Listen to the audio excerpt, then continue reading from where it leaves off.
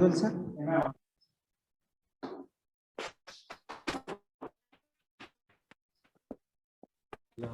Yeah, you are audible. Yeah. Can start, sir. Good afternoon, sir. Good afternoon.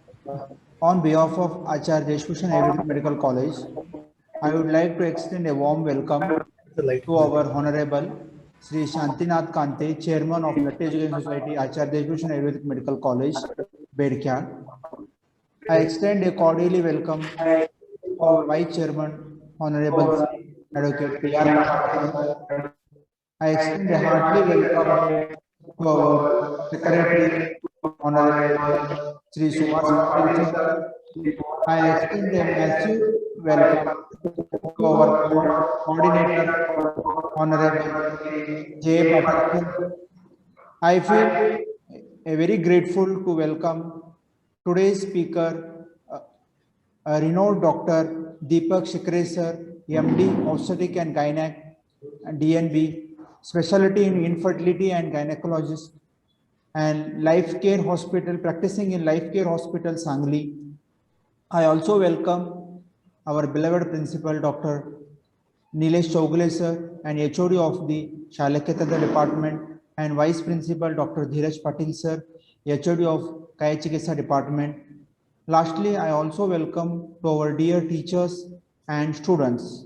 So today, on the occasion of a Doctor's Day, we are arranging this webinar. So a happy Doctor's Day to one who always put their patients first and do their best to gift their health. So doctors are the boon directly sent from a God for us. Salute to a heroic job you do ever in the time of COVID-19, a pandemic situation, a very happy Doctor's Day. So next, I call upon my friend Dr. Tejpal Chandke sir to give the introduction of Dr. Deepak Shikre sir.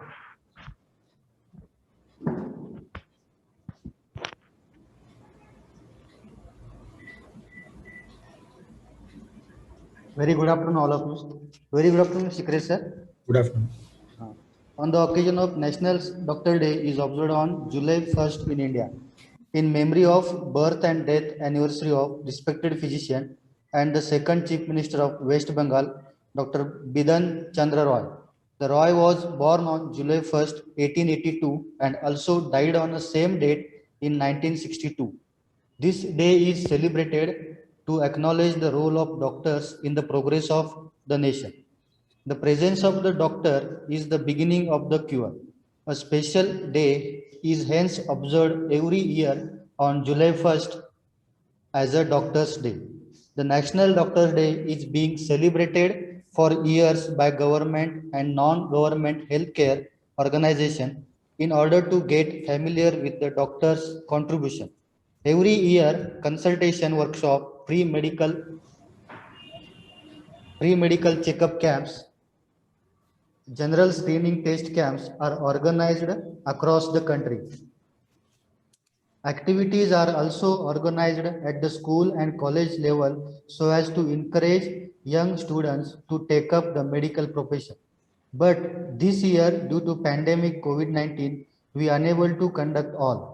So we, Latte Education Society, Acharya Deshbhushan Ayurvedic Medical College, Bedkya, have planned for webinar series on different topics.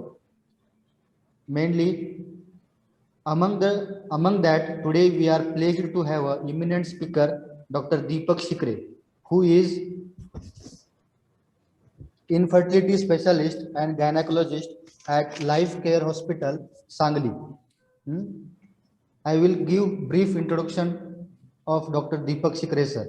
He has completed his MBBS, MD Obstetric and Gynecology from Krishna Institute of Medical Science, Karar. He completed his DNB from National Board of Examination, Delhi. He is trained for infertility, IVF, ICSI from National University Hospital, Singapore. He took the advanced laparoscopy training, that is diploma in pelvic surgery from University of Kiel, Germany. He is working as an infertility specialist and laparoscopic surgeon, obstetrician and gynecologist since last 21 years. So I warmly welcome to Dr. Deepak Shikre sir. So I hand over mic towards Shikre sir to continue the same webinar on the topic of the approach to an infertile couple. So everybody should unmute. Everybody should mute your phone so that there will be no disturbance in the session. Okay, sir. Thank you. Thank you very much. Yes, yes, yes.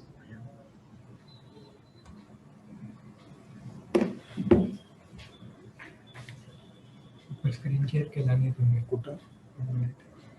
Just one second.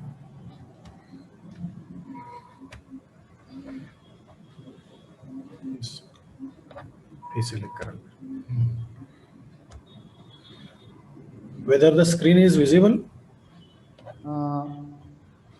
Yes, sir. Yes, sir. Now it is visible. Okay.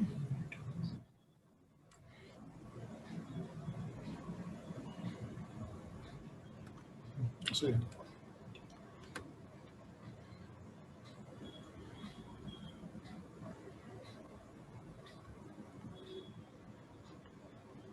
okay. First of all, I'm very much thankful to all. First of all, happy Doctors' Day to all our doctor friends who are giving our life. We are those who are working for the treatment of the patient from the heart. Today is our celebration day, the Doctors' Day. First of all, happy Doctors' Day to all our doctors. Then I'm very much thankful to Dr. Chendke, as well as all the doctors and dignitaries from the Acharya Deshbhushan Ayurvedic Medical College for inviting me as a speaker and to speak on few topics like infertility or this one. For giving me opportunity, I'm very much thankful. Thank you very much. One of the topic which everybody faces the patients in our day-to-day. Am I audible? Yes, yes, audible, sir. It is clearly audible. Yes, yes, clearly audible. Okay, okay, yeah. So infertility patients we are facing every day in our practice, whether it can be a consultant infertility practice, gynecologist, or a general practice. Everywhere in infertility treatment patients are treated. So my today's intention was to just highlight on few of the things in which way the infertile couple should be investigated, they should be treated, so they can be benefited in shorter time span. So that what should be the proper line of treatment, what is the recommended line of treatment that we should highlight. Because generally whenever there is difficulty in conception, generally they approach the family physicians first, then they go to the gynecologist, and then they approach the infertility center. Whenever there is difficulty or for the further advanced treatment, they enter the infertility center or the IVF center. So just once we give a proper line of treatment to the patient, they can get the earliest pregnancy at the best possible procedure or with the best possible treatment. That is the motto of today's lecture. So whenever in our OPD, when a couple approaches us that they want to conceive, say generally what happens, being a father or mother is a dream of a couple. After marriage, everybody wants to get immediately conceived. Sometimes some people, they use some contraception for few days after marriage, and whenever they stop using contraception, their expectation is that they will conceive immediately. But few people, they get conceived immediately, but few people find that they are finding difficulty in getting conception, and it is getting some time. They are not getting conceived even if they are trying to conceive, and that time the patients approach OPD that I want to get conceived. They are willing for the conception. So how we should proceed in such patients? So whenever they approach us, they want to conceive and they want conception, proper history taking, or if we approach them and treat them in proper methodology, we can find out what is the difficulty, what are their difficulties, and we can give them the best possible treatment, best possible way. So as we all doctors, we know these are the basic parameters or the basic things which are required in any investigation or any treatment of the patient. That the first is history taking, second is the examination, proper examination of the patient, especially both male and female partners, investigation of both male and female partner, then coming to the probable diagnosis and giving the best possible treatment. Okay, these are the basic infertility workup which is required for the patients. So when we consider the patient as having infertility, what should be the basic criteria? What happens just after 6 months after marriage? They come for the treatment that we are not getting conceived. So we should consider the patient, or we should tell the patient that there should be at least minimum 1 year of regular unprotected intercourse to label them as an infertile patient or difficulty in conception, because the fecundity rate, it may be variable. The fecundity rate is suppose a number 100 100 married patients, they are having regular intercourse. Out of them, only 10 to 15% will conceive in first month. Second, 10 to 15% will conceive in second month. In this way, because in humans, the fecundity rate is average 10 to 15%. Because of that, we expect 10 to 15% conception in 1 month if 100 couples, they have regular intercourse in the fertile period regularly. So this period is reduced to 6 months if the age is over 35 years, because we have limited time period in that period conditions. So this is the definition of infertility. In short, we have two types of infertilities. One is primary infertility, second is secondary infertility. Primary infertility means there is no previous conception whatsoever it is. Let it be 5 years, 6 years, whatever marriage is there, but there is no positive pregnancy test, either urine test or on sonography. There is no any previous conception. That is primary. What is secondary? Secondary means there is some conception previously. Either it can be term pregnancy, after that they are finding it difficulty, it may be preterm delivery, it can be abortion, it can be ectopic or the first trimester abortion. Whatever it is, previous conception, after that if they are getting difficulty in getting conceived, it is secondary infertility. So this we should be able to differentiate between what is the primary and secondary. So regarding the history, when we come to the history, these are the few highlighting points which we are required to take the patient. How many years they are married? Okay, so married since how many years? 4 years, 5 years, 1 year, 10 years, whatever it is. Within that period, how many days they are staying together? Many times it is seen that they are married 3 to 4 years, but husband is staying somewhere, wife is staying somewhere, they are not staying together for some educational purpose, some for work purpose, for some this one, they are not staying together. They are since last 6 months they are staying together, but they are married since 4 years. That should not be there. They should be staying together, having regular intercourse in that particular period of fertile period since last 1 year. Second, age of the female. This is the most important thing, because the 35 years of the female's age is considered as the crucial, because after 35 years, all the treatments, whether it can be a regular tablet, timed intercourse, IUI, IVF, ICSI, whatever it is there is sudden decline in the female if her age is more than 35 years, because there is drastic reduction in the oocyte ovarian reserve, drastic reduction in the implantation in the uterine cavity.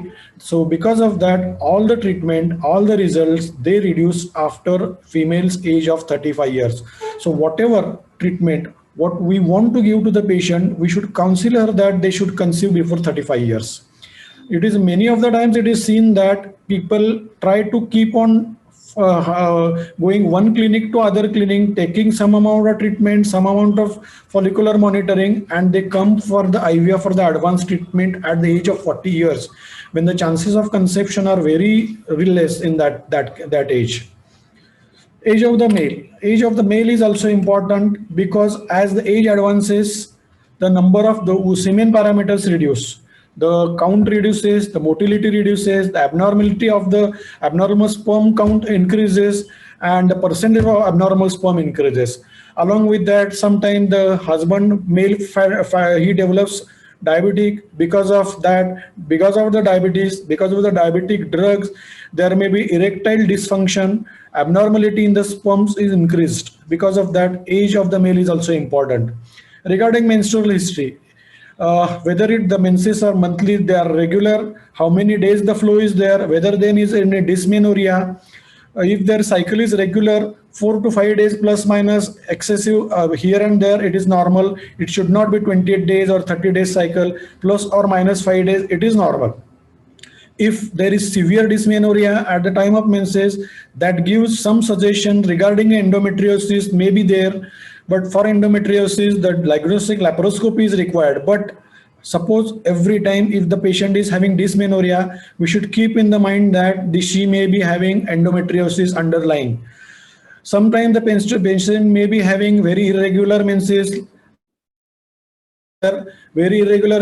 sometimes premature ovarian failure also may be there. So proper detailed menstrual history, amount of flow at the time of menses, cycle duration, pain associated with the menses, everything is important.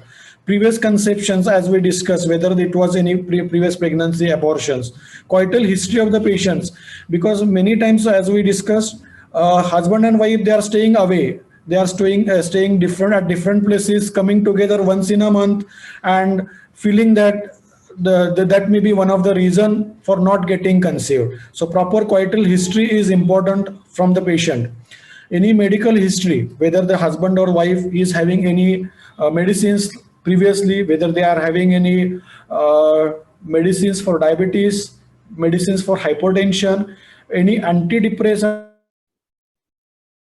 In female patients, the anti-diabetic or antipsychotic drugs sometimes increase the prolactin levels or thyroid function test. Anti-diabetic and anti-hypertensive drugs has also some amount of interference, so we need to check that. Any abdominal surgery in females, especially in lower abdominal surgery like appendectomy, any previous uterine surgery, ovarian cyst surgery, that can interfere with the ovarian function, that can interfere with the tubal function.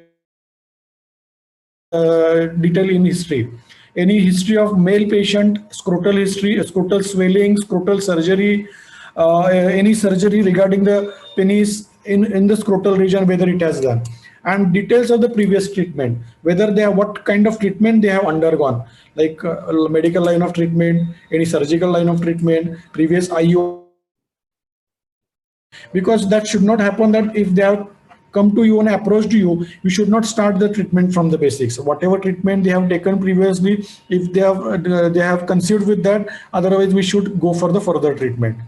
So regarding these are the investigations which are required in female. Generally, these are the basic investigations: transvaginal ultrasonography, hysterosalpingography, laparohysteroscopy, hormones, FSH, LH, prolactin, TSH, and one of the important hormone is AMH. In male, semen analysis, scrotal USG, testicular biopsy, sometimes it is required, it is reduced nowadays. Hormones of male like FSH, LH, and prolactin. In short, we will go. So in short, we will understand what is the fertilization procedure. See, if we see this diagram, this is the ovary. From day one, the oocyte, from the oocyte, the follicle starts developing from day one. It gets matured at around 12 to 14 days. Whenever it is 18 to 20 millimeter, it gets released from the oocyte and it goes to the fallopian tube at this place.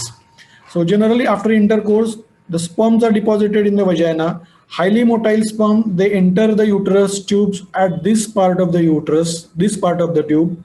And actual fertilization procedure, that is oocyte and the sperm, occurs in this part of the tube.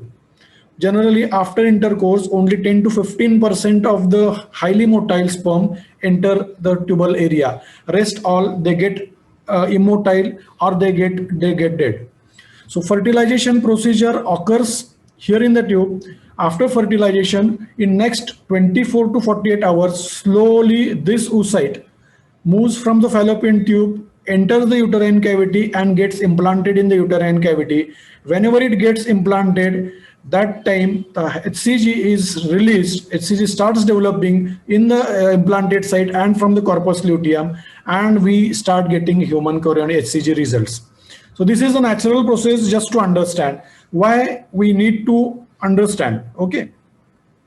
So whenever we are assessing the female patient, if we see at this diagram, we need to assess the uterus, we need to assess the tubes, we need to assess the ovaries, and we need to assess the peritoneum.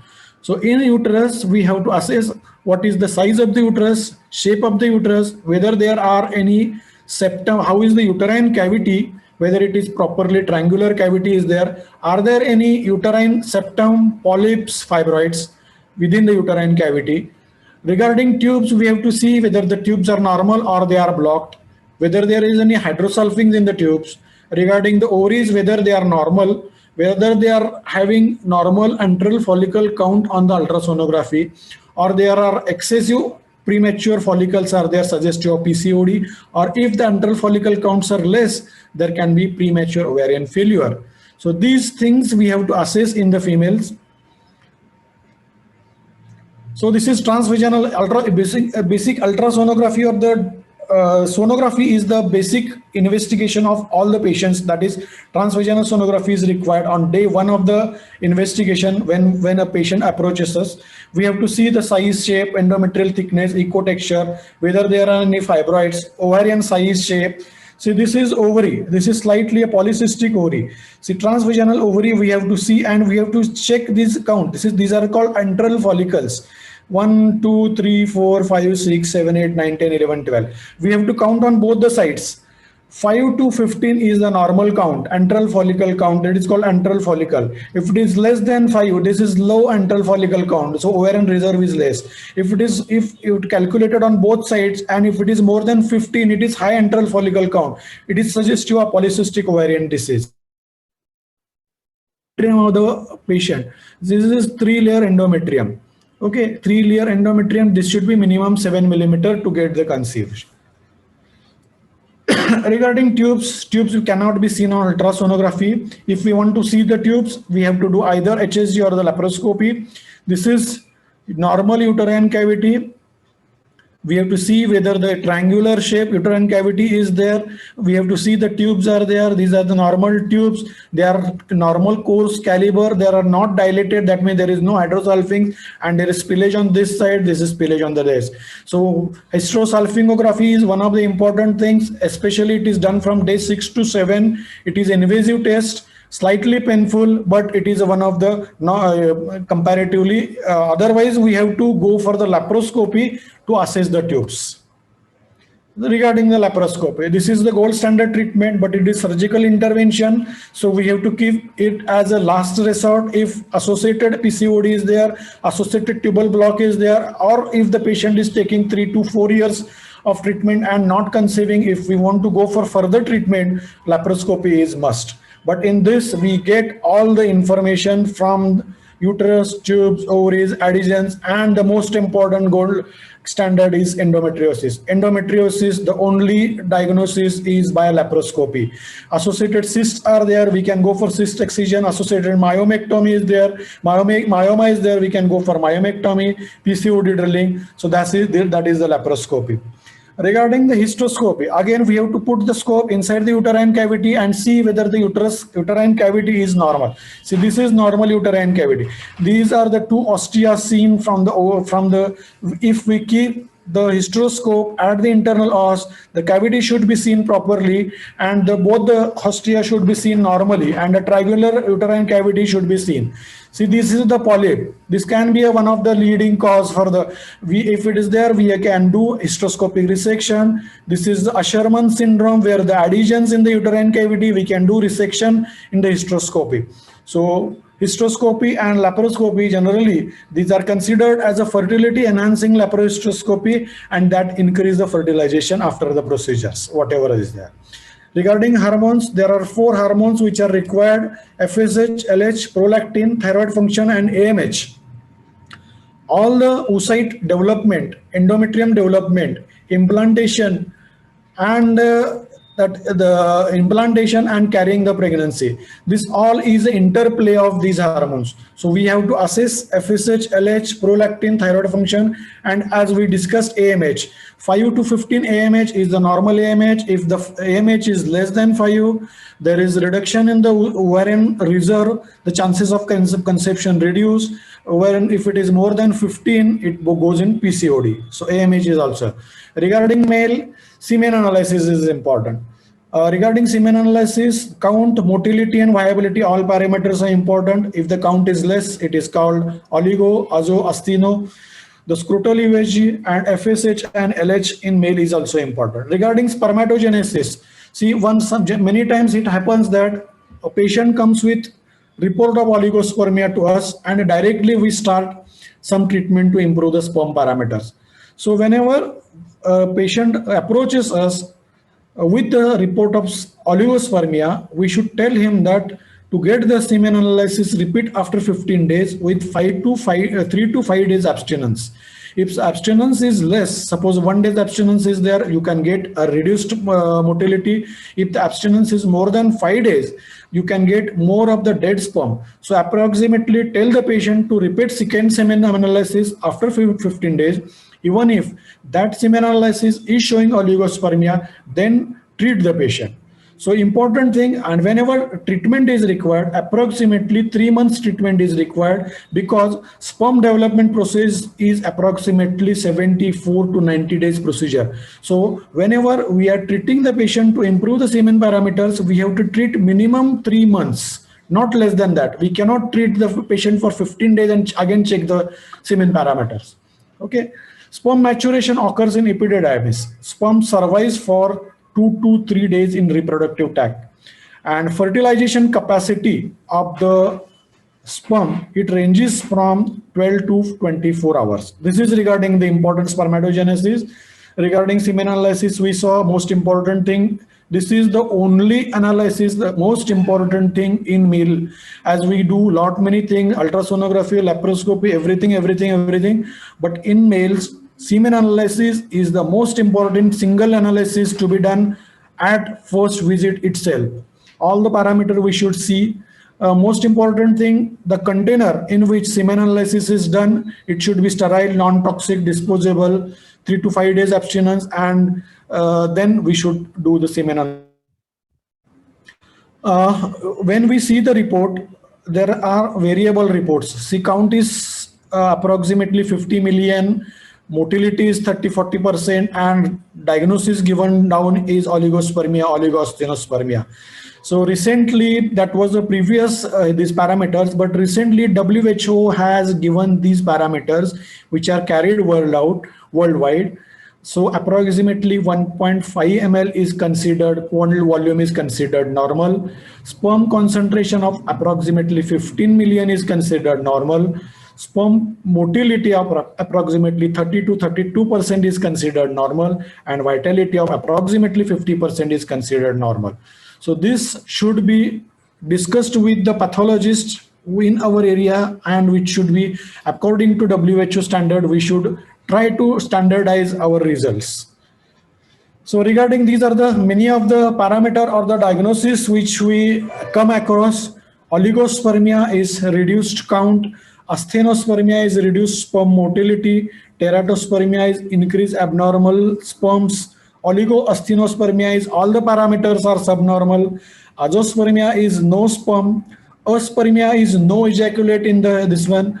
And leucospermia is increased WMC count. It is suggestive of infection in the semen. And necrospermia, all sperms are dead.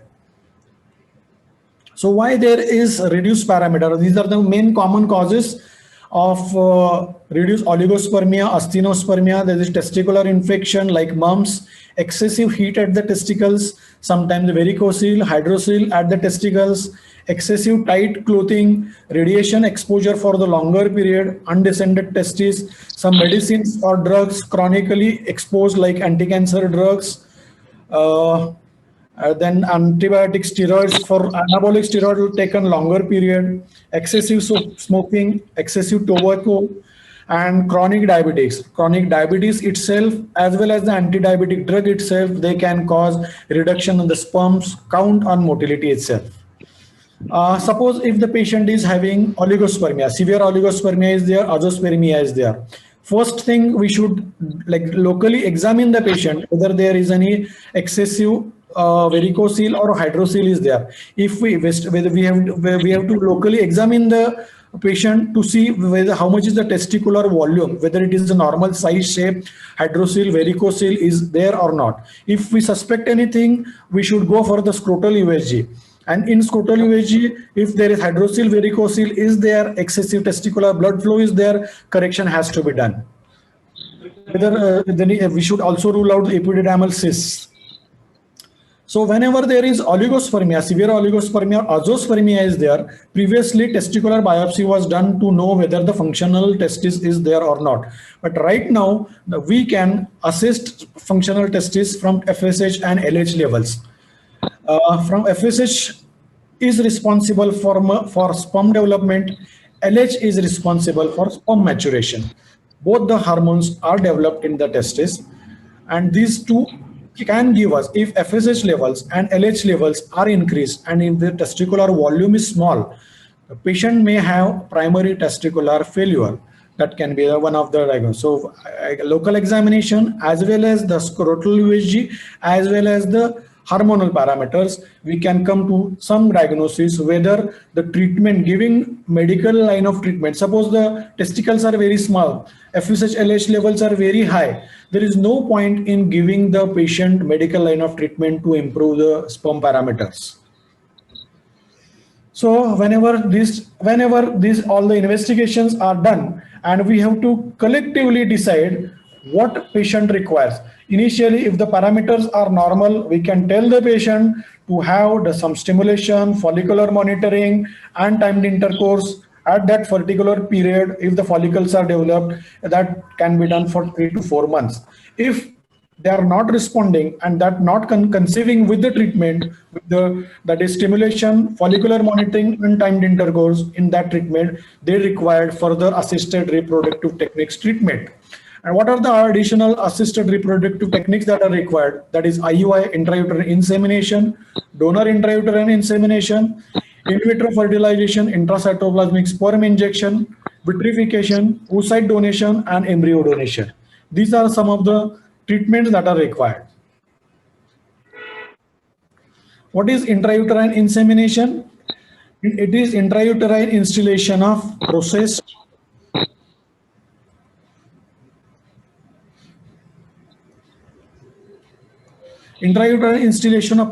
highly motile concentrated sperm suspended in conchal media, devoid of the seminal plasma and other cells, beyond the internal os, near to the ostia, as near to the time of ovulation as possible. So if we consider this figure, see, there is ovulation from oocytes. We have to see the ovulation on sonography. We have to start the treatment stimulation from day 3. Either we can start with the letrozole or associated with HMG. We do the follicular monitoring. Once the follicle is released, when the follicle is ruptured, we have to take the semen from the male. We have to process that, and all the processed sperm are installed in the uterine cavity in high concentration. So from here, the sperm can reach to the fertilization site easily. What are the indications? What are the indications for IUI? It is mild oligospermia, cervical immunological factor, cervical factor infertility, mild endometriosis, coital difficulty, especially in patients when there is dyspareunia, vaginismus is there, structural abnormalities of penis like hypospadiasis, or there is retrograde ejaculation, means the ejaculation, instead of coming out, it is going to the urine.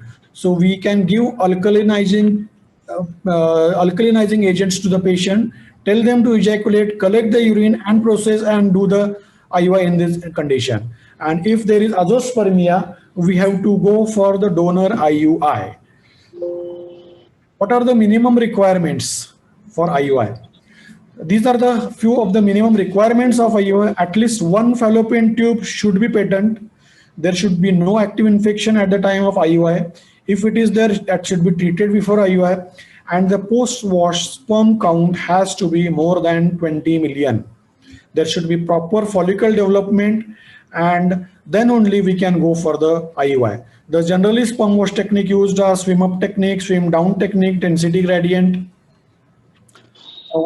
Just now I discussed about the steps of IUI, that is hyperstimulation is done with letrozole, that is stimulation is given with letrozole or with letrozole with HMG starting from day 3. Follicular monitoring is done from day 11.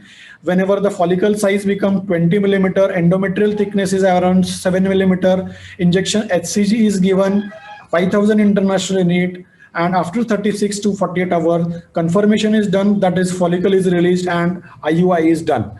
There are single IUI, double IUI. This timely IUI is most important thing. The results are same with single IUI or double IUI. If we are doing with sonography with follicular rupture, if it is blindly done, so injection is given, there is no sonographic evidence to see whether it has run, then better to go for double IUI. So this is the process how semen is collected and it is processed in the laboratory, and this is the semen ready for the intrauterine insemination. So this sample contains only sperms suspended in media ready for the intrauterine insemination. So what the IUI does, it increases the chances of pregnancy because it does few things, like it removes obstacles from the sperm.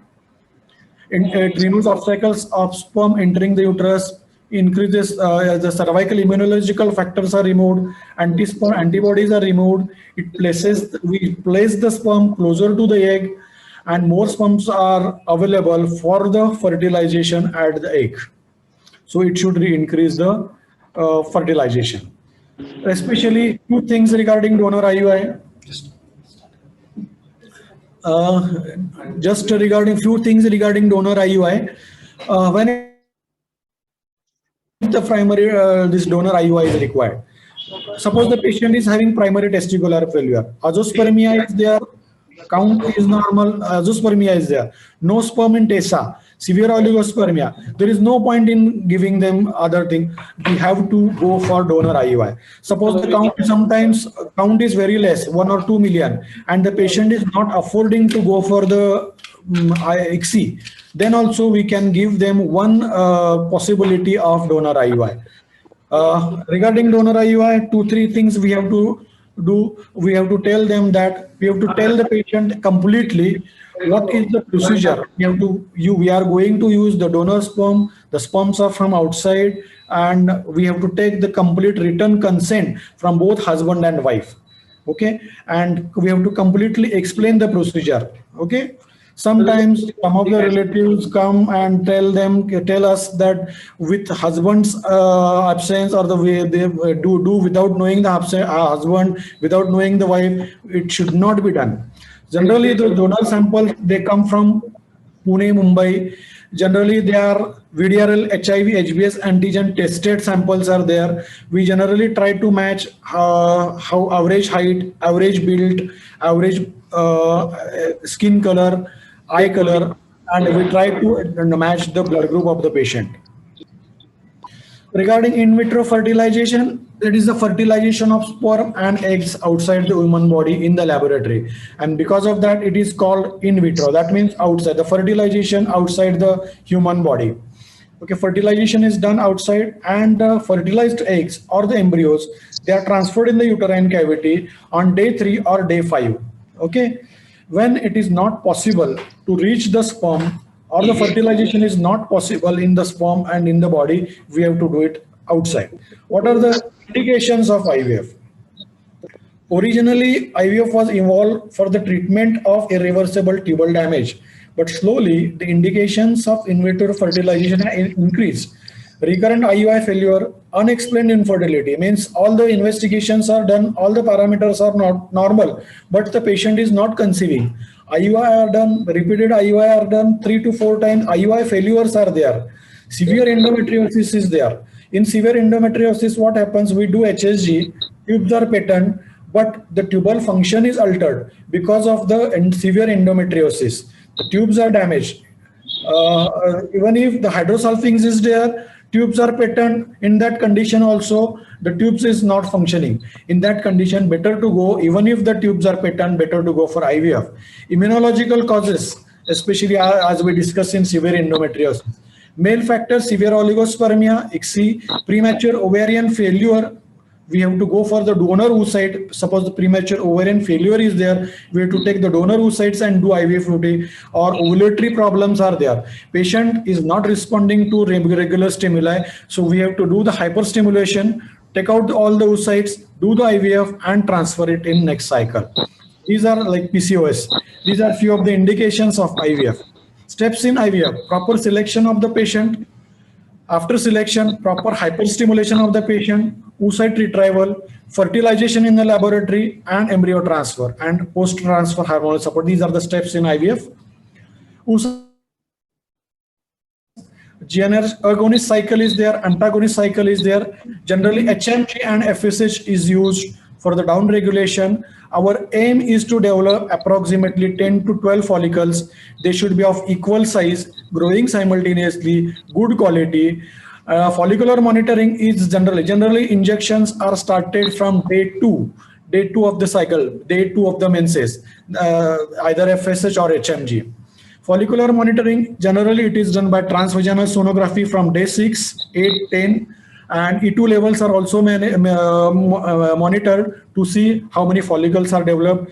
Once adequate follicular size is there, approximately 20 size, adequate E2 levels are there, injection HCG trigger is given to mature the oocyte. Approximately 5,000 to 10,000 international unit is given. And after HCG trigger, generally follicles mature after 36 hours and retrieval is done, oocyte retrieval is done at 36 hours.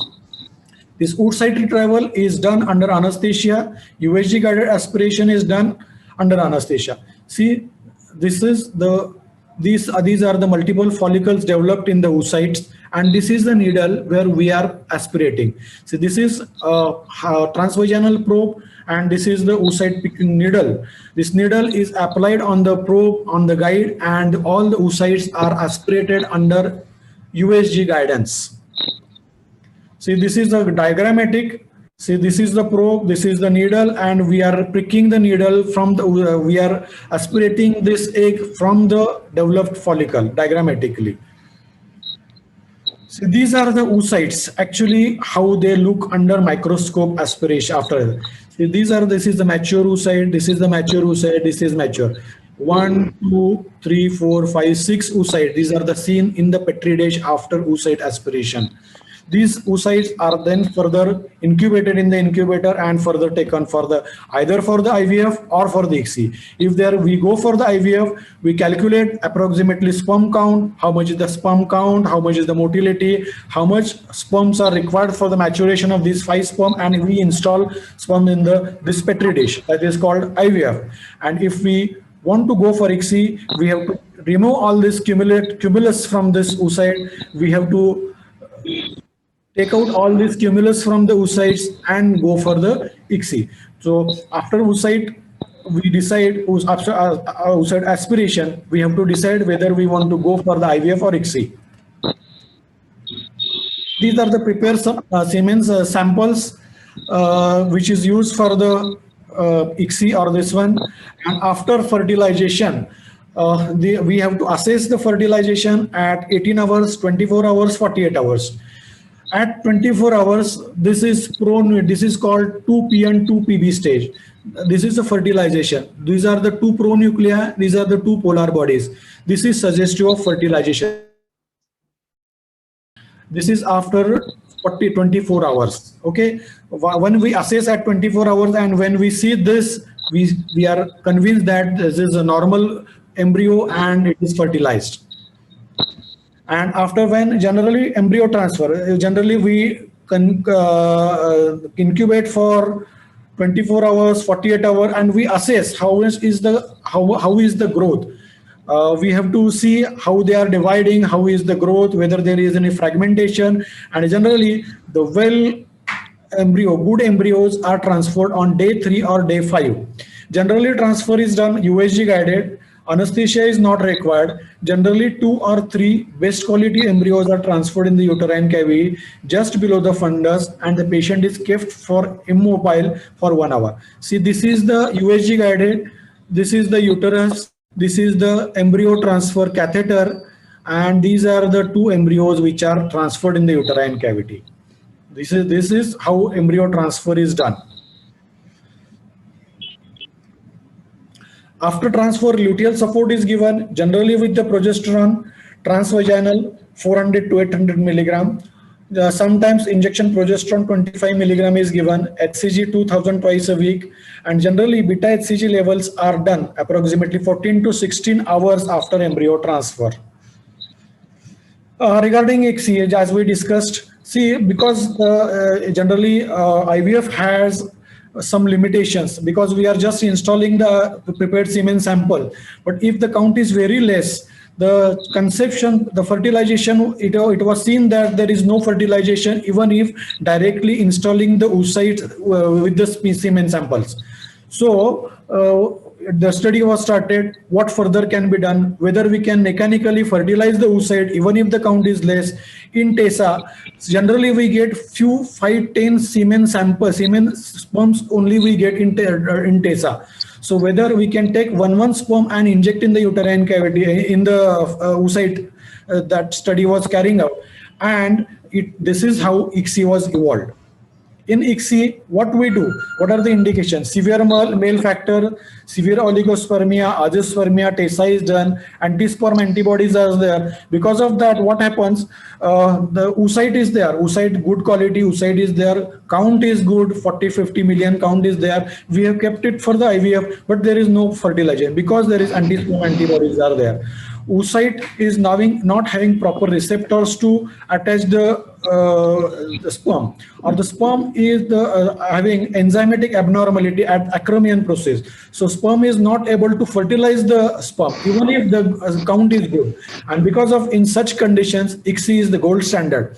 But nowadays, ICSI is used for all the patient. If the patient requires IVF, go for ICSI, because if we give stimulation, everything happens, and we should not feel that there is no fertilization on next day. So whenever nowadays it is patient is going for IVF, we are directly going for ICSI.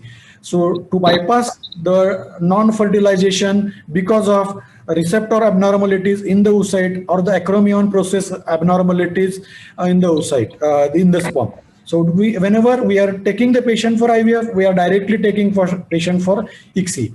This is the procedure of ICSI. See, this is the oocyte. After cumulus is taken out from the oocyte. See, this is the pronuclea. This is the polar body. The oocyte is held with holding pipette, and one sperm is taken and it is injected in the oocyte with the injecting needle. After this ICSI procedure, it is incubated in the CO2 incubator for 37 degrees, and again the further procedure, that is assessment, after 24 hours, 48 hours is the same. This is the micromanipulator where ICSI procedure is carried out, and this is, see, this is 2 pronuclei, 2 polar bodies. This is the first.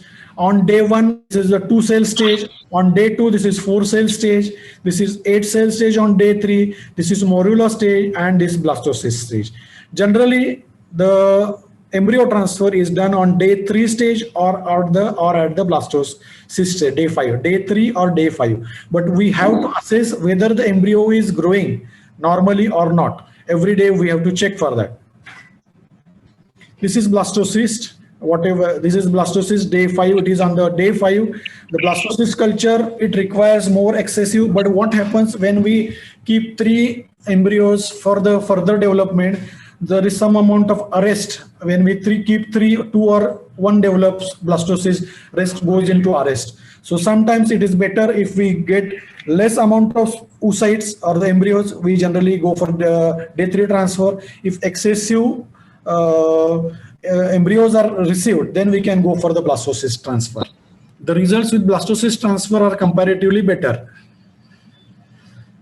Suppose this is one of the recent advances like vitrification. Vitrification is a process where there is a rapid freezing of the embryos is done, either day 3 or day 5. Either if any blastocystic freezing can be done. Okay, because whenever sometimes in patients of hyperstimulation or after the pickup, if we feel that the endometrial cavity or the endometrium is not receptive, we can freeze all the embryos and we can transfer the embryos after proper preparation of the endometrium. After proper preparation, if we pick up, suppose if we transfer, if we get 10 embryos, we can freeze and one time we can transfer 3 embryos. If she gets pregnant, okay. Otherwise, in next month again we can transfer 3 embryos. If she gets pregnant, okay. Otherwise, again we can transfer 3 embryos. So cumulative pregnancy, once we just stimulate the patient for develop 10 follicles and keep on transferring 3 embryos. So the cumulative pregnancy rate increases because in one transfer generally there is approximately 30% pregnancy rate is there. So cumulative pregnancy rate goes to 70 to 80% with this vitrification. So it reduces the costs of treatment also. There is no need of patient to treat injections every time. So vitrification has increased pregnancy rate and it has increased cumulative pregnancy rate. One more oocyte donation. What are the indications for oocyte donation?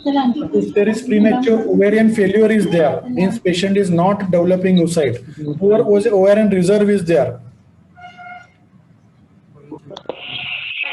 Okay. If premature ovarian failure is there, patient is not developing good follicles at the time of IVF or not expect. Suppose if we are expecting 10 follicles and patient is developing only 1 or 2 follicle, poor ovarian reserve, if the patient is having previous genetic abnormality, especially in females, we can go for the oocyte donation. This is one more is embryo donation. Sometimes there is abnormality in male as well as in female.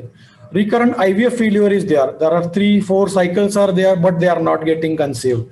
Because the embryo is as like a foreign body, and the uterine receptivity is not there for particular that embryo. The uterus is not accepting uterus is not accepting that particular embryo developed from that particular husband and wife. So in that condition, recurrent IVF failure, recurrent first trimester abortions also, sometimes it is necessary to go for the embryo donation. Especially patients are very elderly patients are there. The oocyte, elderly patient, age of the oocyte is also very high. So genetic abnormality in such patients is very high. So in that case, patients also embryo donation is done. So in short, ART can bring a ray of hope in the life of many infertile couples who are willing for conception. In short, these are the different assisted reproductive techniques we can go for. If it is done in time, then only we can give the patient proper treatment. IUI is the reliable and cost-effective treatment option in a couple having both minimum 1 functional patent tube and adequate sperm count. Pregnancy rate is approximately 60 to 70% in 5 to 6 cycles. But the recent trend is that if patient is not conceiving in 4 cycles, better to go for IVF, because if we continue doing IUI in this patient, they are not going to conceive. Donor IUI is required in azoospermia, primary testicular failure. IVF is required if there is bilateral tubal block or recurrent IUI failure. Patient with bilateral proximal tubal block can be benefited with hysteroscopic tubal cannulation. ICSI is gold standard for male infertility. Vitrification has increased cumulative pregnancy rate. Oocyte donation is required if there is premature ovarian failure. Embryo donation is required in elderly patients or there is improper oocyte development is there. Average pregnancy rate for IUI is approximately 20 to 30% per cycle. So we should try for 4 cycles only. Otherwise, we should go for ICSI. ICSI and in ICSI with vitrification, cumulative pregnancy rate is approximately 70%. Age is important parameter. Any procedure required for the conception should be done before 35 years because there is drastic reduction in pregnancy rate after 35 years. treatment should be started in time to get the desired results. There is hope always. 70 to 80% of the infertile couples who take medical help eventually succeed having children through variety of medical treatment, but they should start the treatment in time. Our aim is to give the happy ending, happy pregnancy. That is our aim.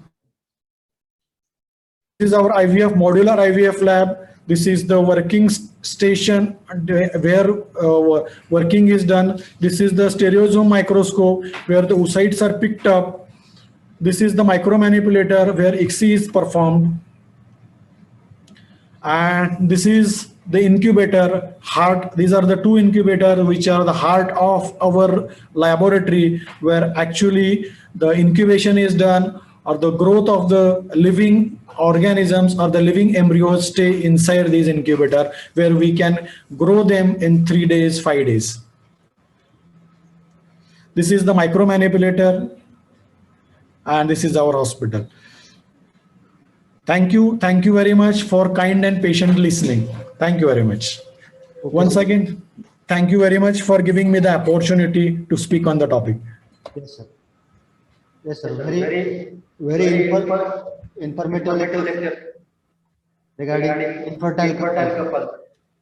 Though it is a very vast topic, infertility, you have completed all the points regarding infertility and recent advances of infertility. So, if any query is there, can ask any delegates or participants in the webinar, you can ask.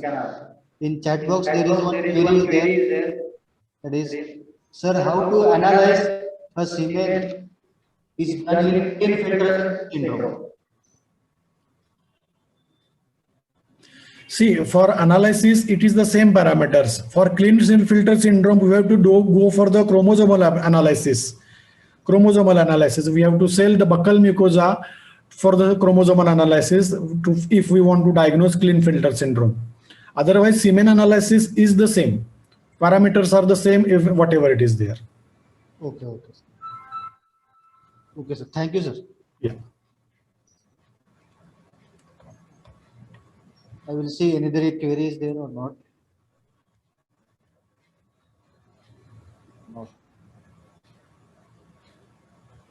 Okay, thank you very much, sir. On behalf of Latte Education Society, Acharya Deshbhushan Ayurvedic Medical College, I will here call upon Dr.